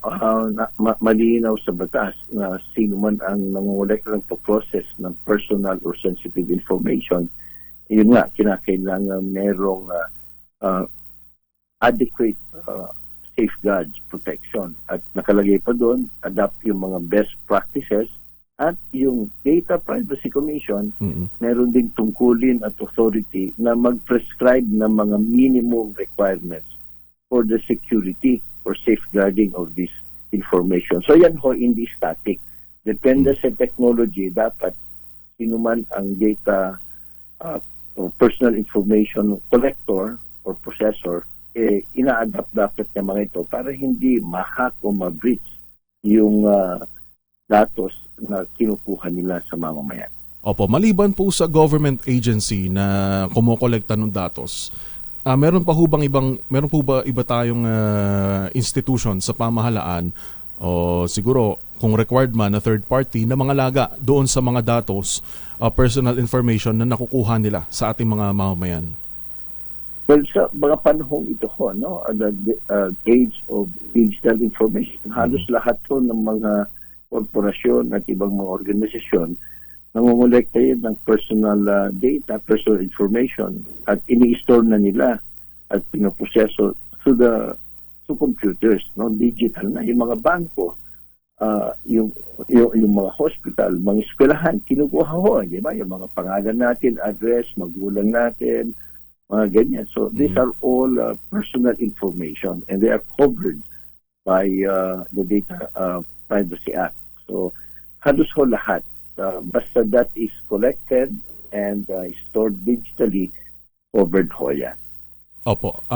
Malinaw yon na dapat protektado yung ating lalong-lalo na yung mga personal information dahil pagkakakilanlan po natin yan. Ngayon po, ang particular umano na sisilipin ng NPC o ng National Privacy Commission dito po sa PhilHealth ay yung possible na kapabayaan under the Data Privacy Act.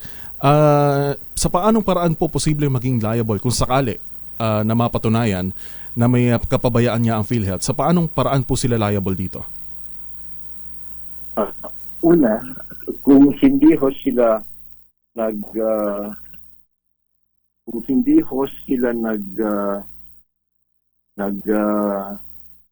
institute ng sapat na mga precaution at security measures para hindi ma-breach yan or through their negligence, yan ho ay na-breach, they can be held criminally liable for violating the Data Privacy Act.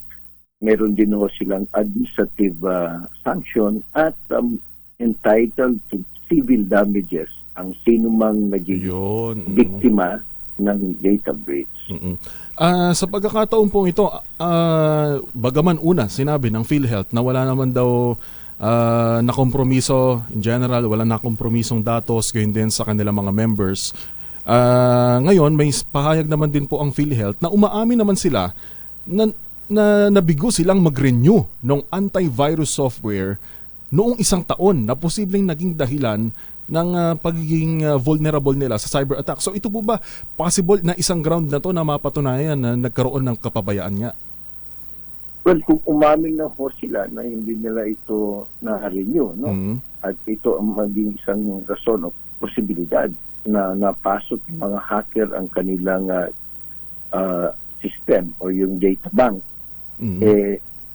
hindi na kailangan hindi na ito kinakailangan i-prove pa kasi pag-aamin na yan. Ang i-assess na lang ng Data Privacy Commission, it would constitute negligence. Ayun. No? Kung ito ho yung isa sa mga kailangan sana to safeguard, no? Kailangan mag-explain, bakit hindi nyo renew? Diba? Kung hindi mo naman pwede hindi kasi hindi naman talaga kailangan yan eh. And that's really nagay in the first place noon. Plus, kung hindi kinakailangan, ipapakita nila na there are enough safeguards. Kung ito yung kanilang main safeguard, no? Dali na. Oo. So, yung kokonti na lang ko ang titignan ng Data Privacy Commission dyan, no?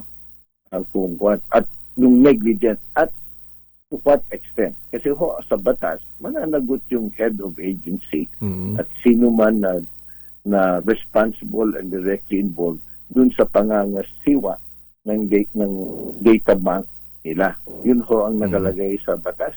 So, kung yun ang kung makita ng Data Privacy Commission na ito talagang napapayaan kasi walang rason, makalimutan lang, yun ang tinatawag nating negligence at yan ang naging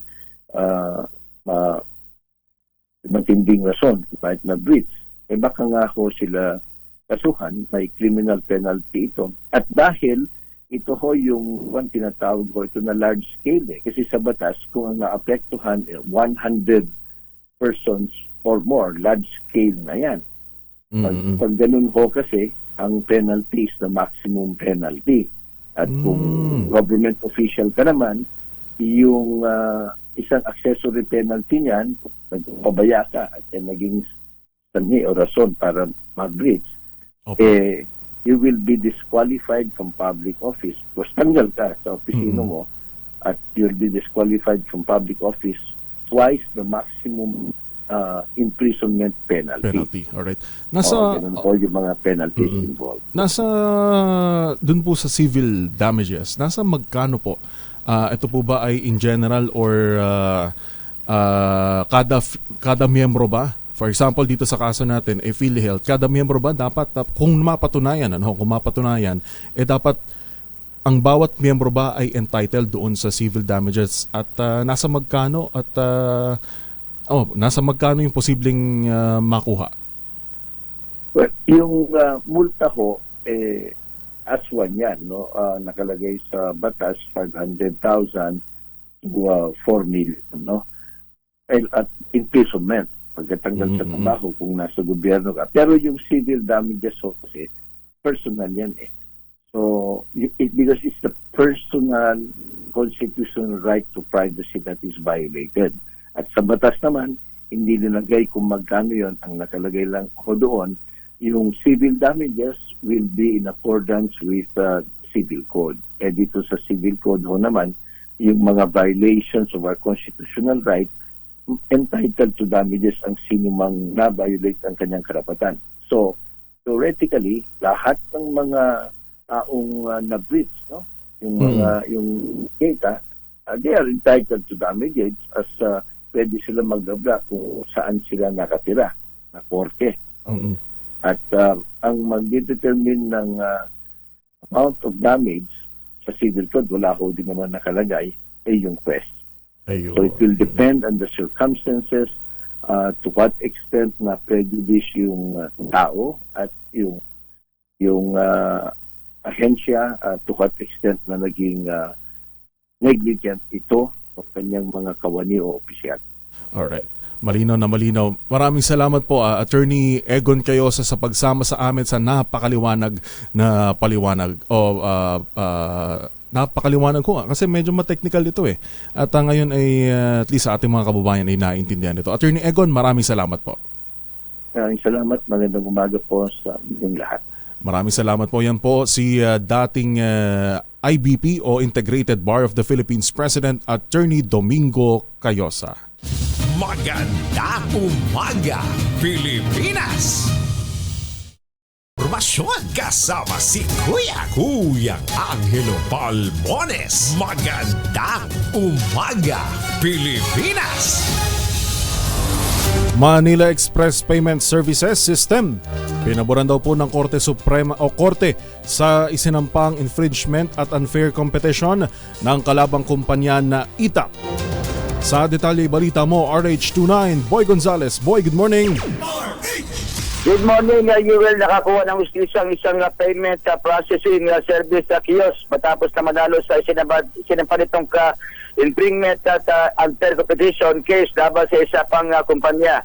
Ito matapos na maglabas ng desisyon si Judge Noemi Balitaan ng Paranaque at si Branch 258 kung saan initasan ito ang Electronic Transfer and Advance Processing Incorporated o ITAP at maging ang si Servando Hernandez ng bayaran ang Manila Express Payment System o MEPS na nasa 3 million piso bilang exemplary damage at hiwalay na 200,000 piso bilang attorney's fee kasama mga nagastos sa pagsasampa ng kaso.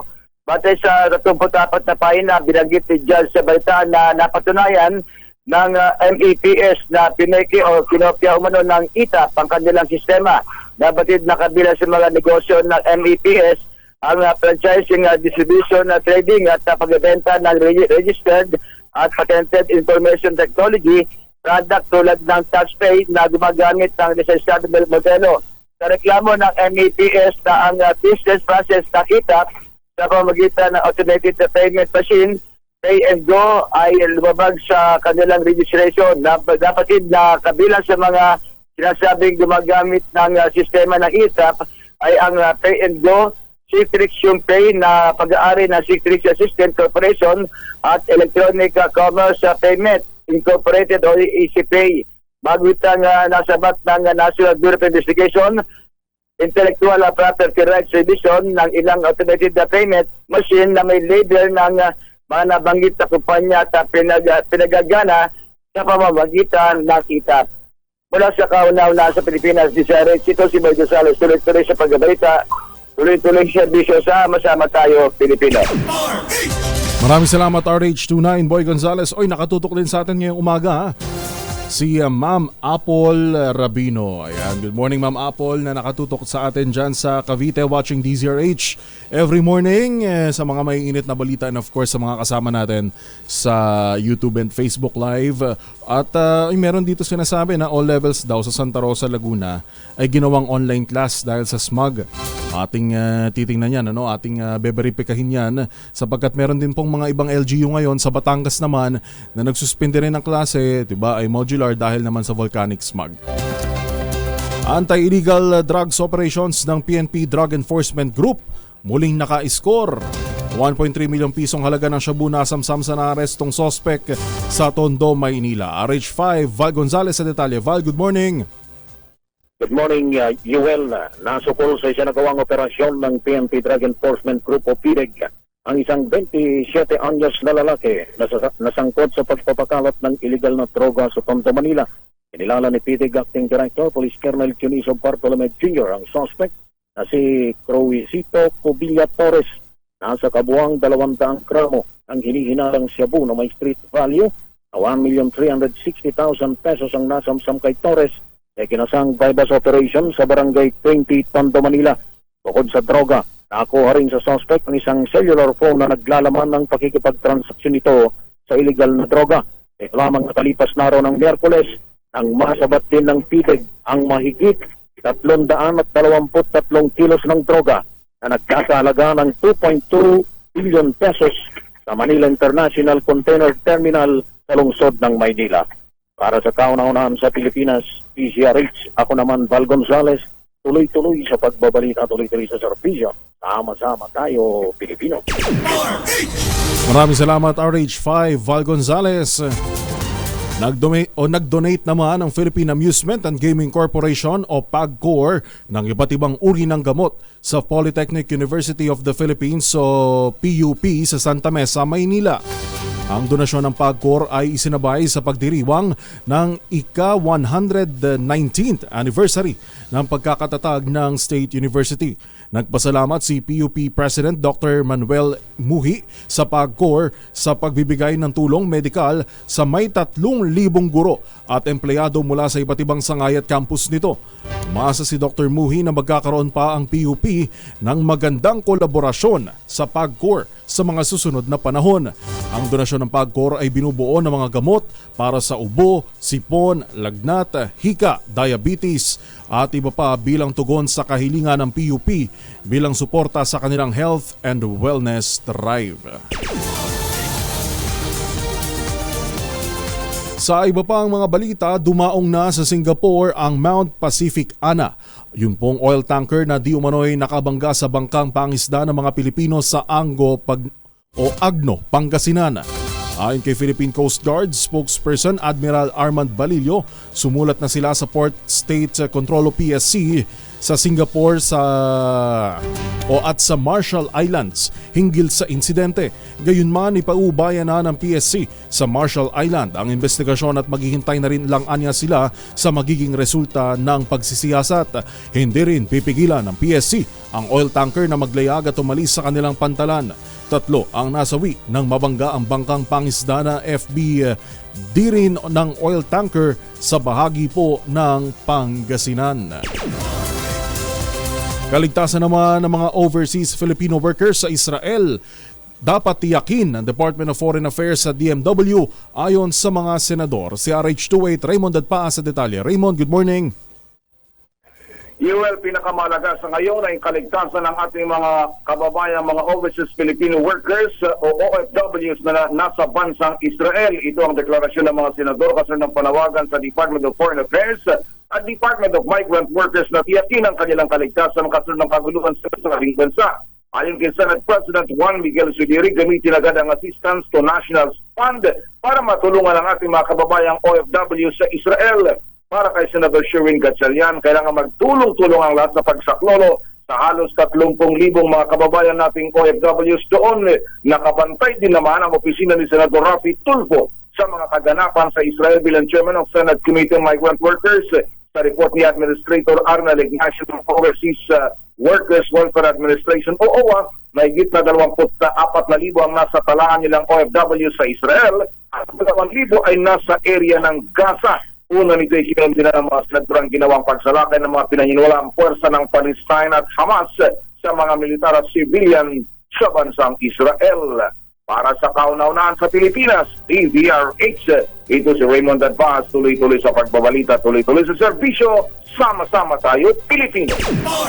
Maraming salamat Raymond Advaz at ito, sa kaugnay na balita, pati ho si Pangulong Bongbong Marcos sabay pinatitiyak na rin po ang kaligtasan ng mga OFW sa Israel. Buong detalye RH14, Ms. Leth Narciso. Ms. Leth. Iniutos ni Pangulong Ferdinand Marcos Jr. sa kaukulang mga ahensya ng pamahalaan ang mahigpit na koordinasyon sa Embahada ng Pilipinas sa Tel Aviv at sa Migrant Workers Office sa Israel. Ito'y para matiyak ang kaligtasan at kapakanan ng mga Pilipinong apektado ng sumiklab na gyera sa nasabing bansa. Ayon sa Presidential Communications Office, partikular na inatasan ng Pangulo ang Department of Migrant Workers at ang Overseas Workers Welfare Administration na hanapin ang lahat ng overseas Filipino workers at kanilang pamilya sa Israel. Sabi ng PCO, nagbukas na rin ang DMW ng mga numero sa telepono, Viber at WhatsApp na tatanggap ng mga tawag at queries ng OFWs at ng Filipino community na nangangailangan ng tulong. Una rito, kinundina ni Pangulong Marcos ang pag-atake sa Israel at nagpaabot ng pakikiramay sa pamilya ng mga nasawi sa digmaan. Para sa kauna-unahan sa Pilipinas, DZRH, ito si Leth Narciso, tuloy-tuloy sa pagbabalita, tuloy-tuloy sa serbisyo, sama-sama tayo, Pilipino. Maraming salamat Ms. Leth Narciso. Ang tabayanan niyo po, si Sherwin Alfaro nandyan sa Marikina City para sa Malacash Promo. Oras po natin, alas 5:35 ng nagmamadaling umaga. Kung ka makinig sa DZRH, malakas ka rin sa amin. Itodo nyo na ng malakasan ang inyong radyo at makakaina ang matiyempuhan ng aming roving reporter na nakikinig o nanonood sa DZRH.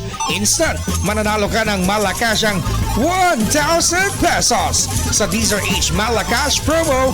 Hatid sa atin ang kauna-unahang radyo sa Pilipinas, DZRH. Una sa Pilipinas, una sa Pilipino. Sino ang ating maswerteng tatanggap ng 1,000 piso sa Barangay Jesus de la Peña, Marikina City, CRH6, Sherwin Alfaro. Sherwin, good morning. Yes, good morning, Yuel. At ngayong umaga, tampok natin ang pancit, ang macaroni, ang goto. Ayan, no? O goto. Napakasarap. Tapos meron pang sopas. Napakainit yan, no? Naku, inalmusal ko yan, sopas. Tsaka yung sinangag, yung ham, yung itlog. Ay, ang daming makakain dito.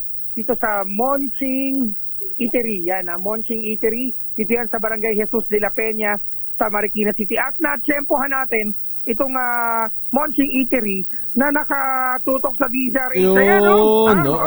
Kitang-kita, oh. Ayan, no? Kitang-kita, oh. Live na live. Dahil palagi pala sila nanonood dito sa DZRH. Ate, magandang umaga. Tayo sa DZRH. Pangalan niyo po? Malu, Lazaro. Ate Malu. Ate Malu din. Nanonood ba kayo palagi sa DZRH? Lagi kaming nanonood. Araw-araw kasi sa aming eatery. Laging bukas. Dahil laging bukas ang eatery at laging nakatutok sa DZRH. Sinong announcer ang paborito niyo sa DZRH? Si Sir Angelo Palmones. Ayun. Angelo Palmones, bigyan ko ng malakasang 1,000 pesos. Sila ate na papapalakpak. Pero tungkol siya magbibigay sa atin ng premyo dahil bumubunot eh. Bumubunot. Kaya, diba? Habang nag-aano ng ampalaya, diba? Sino nagsabing mapait ang ampalaya? Ang ampalaya pampaswerte sa umaga. Nanalo ng 1,000 pesos. Ano masasabi mo sa DZRH? Maraming salamat po. Lagi kaming nanonood. Yan, maraming salamat din sa palagi niyong pagtutok sa DZRH. Thank you for making us number 1 sa recent Kantar and Nielsen survey. Maraming salamat sa inyong patuloy na pagsuporta sa DZRH. At syempre sa mga gusto manalo ng malakasang 1,000 pesos, ang kailangan nyo lang gawin ay tumutok sa DZRH at manalo ng 1,000 sa DZRH Malakas promo RH number 6. Sherwin Bata Alfaro, tuloy-tuloy sa pagbabalita, tuloy-tuloy sa paghiwa, tuloy-tuloy sa serbisyo, sama-sama tayo Pilipino. Maraming salamat RH6 Sherwin Alfaro. Baka daw may pa-take out dyan. Mubulong dito si Mother. Dahil malakas ang kako makinig sa DZRH, malakas ka rin sa amin. Itodo nyo na ng malakasan ang inyong radyo at makakaina ang matiyempuhan ng aming roving reporter na nakikinig o nanonood sa DZRH. Instant, mananalo ka ng malakasang 1,000 pesos sa DZRH Malakas promo. Hatid sa atin ang kauna-unahang radyo sa Pilipinas, DZRH. Una sa Pilipinas, una sa Pilipino. Ang ating Tita Ems din dito Tita Malu din yung pangalan no? Ng ating winner. Ay baka naman daw may pasopas at spaghetti. 14 na minuto na lamang po bago mag alas 6 ng umaga. Liderato ng Kamara nakiisa sa pagkondena sa pag-atake sa Israel. Si RH12 Milky Rigunan sa detalye. Manang Milky, magandang umaga.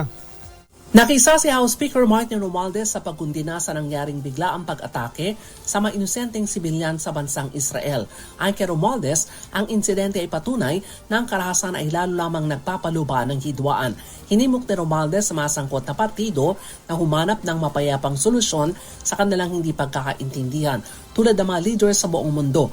Hangad ni Romualdez, ang kapayapaan at idaan sa maayos na pag-uusap kasabay ng pagkilala sa karapatan ng mga sibilyan alinsunod sa mga pandaigdigang batas. Samantala tiniyak ng House Speaker, kumikilos na ang Department of Foreign Affairs, Department of Migrant Workers at Overseas Workers Welfare Administration para alamin at tulungan ang mga Pilipinong naapektuhan sa pag-atake. Para sa kauna-una sa Pilipinas, DZRH, ako si Milky Rigunan. Tuloy-tuloy sa pagbabalita, tuloy-tuloy sa serbisyo, sama-sama tayo, Pilipino. Maraming salamat RH12 Milky Rigunan. Ito po yung binabanggit natin kanina na yung iba hong mga lugar sa Batangas at Laguna ay suspendido ho yung pasok ngayong araw at yung iba naman po ay nagpatupad ng distance o modular learning dahil po sa pagbubuga ng volcanic smog o VAG dyan ho sa Bulkang Taal. Face-to-face classes ho, suspendido ang klase dyan sa Taytay, Rizal. Gayon po sa Calamba, Cabuyao, Santa Rosa, San Pedro at sa Binyan. Sama ho nito iba't ibang mga lugar na atin hong nabanggit kanina rin dyan ho sa lalawigan ng Batangas. Ilang illegal recruiter sa Timor-Leste ay nahatulang guilty. Ayon po ito sa POEA RH52. Edniel Parosa sa detalye. Edniel, good morning. Good morning, Yuel. Nahatulang guilty sa illegal recruitment ang isang nagpanggap na employer sa bansang Timor-Leste. Kinilala ng Philippine Overseas Employment Administration ang nahatulang si Sheridan Galiciano, 50 anyos at presidente ng Mandaluyong City. Hinatulan ng Quezon City Regional Trial Court Branch 215 ng illegal recruitment. Itong si Galiciano ay nareklamo ng biktimang niyaya umano nito noong 2016. Sumbong ng biktima, na-recruit siyang architect para sa CGN Engineering and Construction LDA sa Pilipinas. Pero pagdating sa Timor-Leste, napasok siya sa ibang construction firm. Bukod dito, nakasaad sa kontrata na $800 ang sahod ng biktima. Pero nabawasan ito ng $50 o $50 buwan-buwan sa loob ng isang taon bilang bayad sa umano'y placement fee. Matapos makaranas ng delay sa kanyang sahod, nilisan ng biktimang kumpanya ng akusadong hindi pala lisensyado sa Department of Migrant Workers. Pinintensyon si Galiciano ng pagkakakulong na hindi bababa sa 12 taon hanggang 20 years at multang aabot naman sa ₱1 milyong. Para sa kauna-unahan sa Pilipinas, DZRH, ito si Edniel Parosa. Tuloy-tuloy sa pagbabalita, tuloy-tuloy sa serbisyo. Sama-sama tayo, Pilipino. Maraming salamat, Edniel. Pansamantalang ipinagbawal ang pagpasok sa Pilipinas ng mga buhay na baboy at iba pang produktong karne mula sa Sweden. Ito ay upang maiwasan ang pagkalat ng African Swine Fever o ASF sa bansa. Base sa isinumiteng report ng Sweden sa World Organization for Animal Health, mayroong outbreak ng ASF sa Fagersta, Sweden noong Agosto. Ipinagutos na rin ng DA ang agarang pagsususpinde sa pagproseso at ebalwasyon ng mga aplikasyon at pag-i-issue ng clearance sa mga pork product. 15 kandidato naman sa Vigan City ang umatras na sa barangay at sangguniang kabataan elections. Ayon kay Leonilia Fortuna, City Election Officer, wala namang nalabag na campaign rules sa mga nag-withdraw sa kandidatura, ngunit umatras sila sa personal nilang kadahilanan.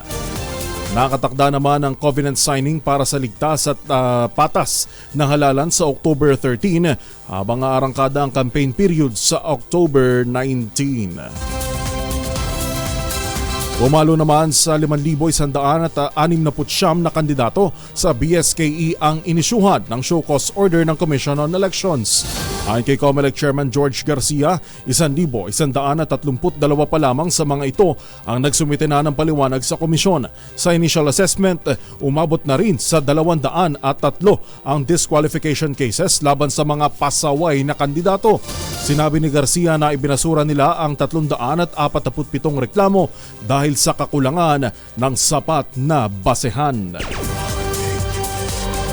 9 minuto bago mag-alas 6 ng umaga, babalik tayo sa ilan pang mga balita. Umaga Pilipinas.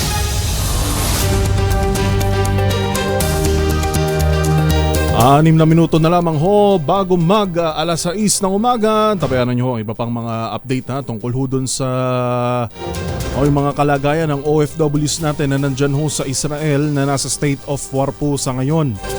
At mahalaga lalo na maipaalam din sa ating mga kababayan, sa kanilang mga kamag-anak na nandito po sa Pilipinas ang kanilang sitwasyon. Ang tabayanan nyo po yan sa ilan pa nating mga programa rin maya-maya dito po sa DZRH. Sa iba pa nating mga balita ay kinatuwa ng mga magsasaka ang bahagyang pagtaas ng presyuhan ng mga palay ngayong panahon ng anihan. Umalo sa 19 pesos hanggang 23 pesos ang presyuhan ng dry na palay habang 16 pesos and 19 pesos naman ang wet palay. Nagpasalamat ang grupo ng mga magsasaka kay Pangulong Bongbong Marcos Jr.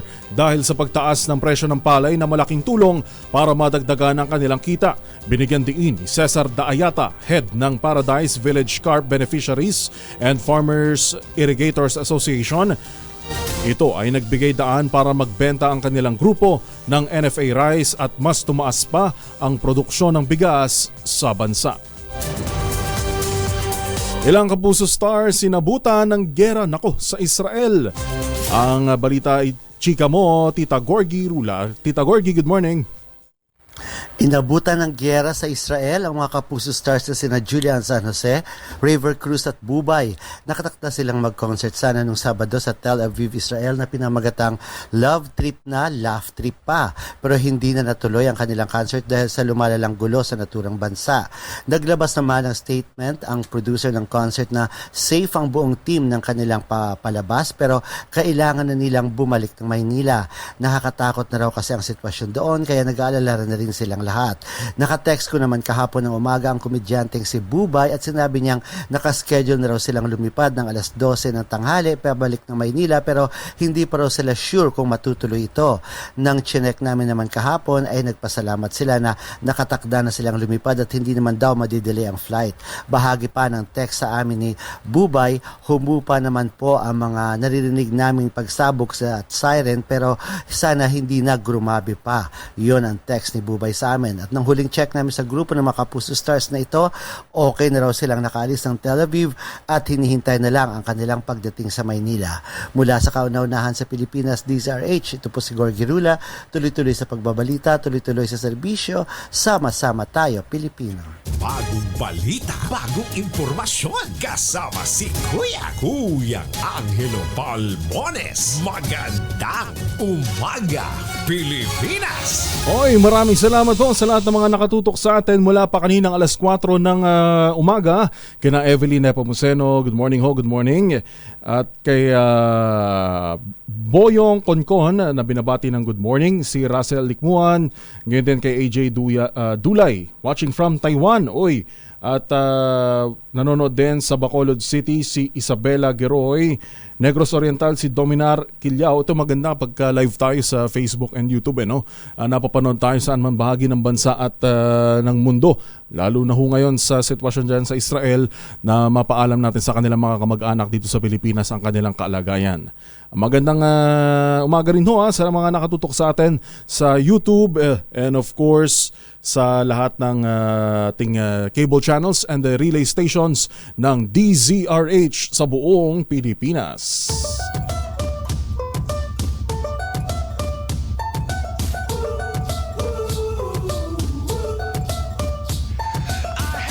Yan na po ang kabuuan ng Magandang Umaga Pilipinas. Sa pangalan po ni Kuya Angelo Palmones, ako po ang inyong nakasama at makakasama pa sa mga susunod na araw. Ako po si Yuel Reyes. Para po sa tuloy-tuloy na pagbabalita, tuloy-tuloy na serbisyo, sama-sama tayo Pilipino. Susunod na ang programang 2x2 at ang ACS Balita. Ito po ang Magandang Umaga Pilipinas.